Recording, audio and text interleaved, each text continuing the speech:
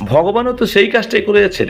এই সমগ্র জগৎকে সৃষ্টি করছেন, এই সমগ্র জগৎকে একরূপে পালন করছেন। আবার ভগবানই এই সমগ্র জগৎকে, সমস্ত জীবকে বিনাশও করছেন। অর্থাৎ ভগবান যদি সমগ্র জগৎকে চালাতে পারেন, কিন্তু আপনিও তার একটা অংশ বলে আপনিও কিছু না কিছু, কাউকে না কাউকে সৃষ্টি করেছেন, আবার পালনও করছেন। আবার সময় হলে দরকার বুঝে আপনি সংহারও করতে পারেন। তাহলে আপনি হলেন কি না একটা ছোট ভগবান। মন ছোট করবেন না, খুশিতে দিন কাটান, ভগবানের কৃপা মনে করে এই সমস্ত কাজগুলো খুশিতে করুন। এবং কোনোদিন ভুলবেন না যে আপনি ভগবানের থেকে আলাদা বা ভগবান আপনাকে দেখছে না। ভগবান অতি সূক্ষ্ম রূপে আপনার ভিতরে কন্টিনিউ প্রবাহমান যাচ্ছেন, আসছেন।